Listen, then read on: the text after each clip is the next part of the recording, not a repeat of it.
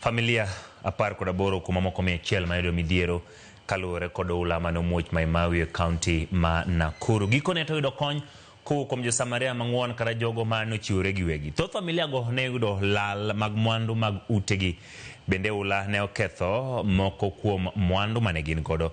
Riwruok mar Rotary kod mano mar Scan Foundation ochuno jogo kuonde dak chenro mokawo omenda mano silings milion 7.9. Jadwar mana e Basha Jen Kiara kata kamano koni kata tok sir ma kamano yudore. Piny owacho pod dhi nyiewo negi lope kendo gero ne jok mane oula okelo negi lal. Jodak bende onyiso ichwang' margi kaluwore kod kaka piny owacho osewuondogi kendo miyo gi singo ma ok chop kare.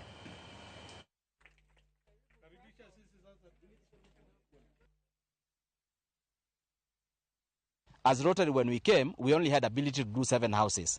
With the partnership, we were able to do 18. So as we get resources, we would be happy to support more families. But at the moment, what we are able to do was the 18 families, and we picked on the most affected, the hardly hit. We were very happy to have Joab, your representative, with standing by our side and saying, let's do it together. At the end of the day, SCAN financed the building of 11 homes over here, and Rotary Club has financed 7 homes over here. I lost my house with all the households.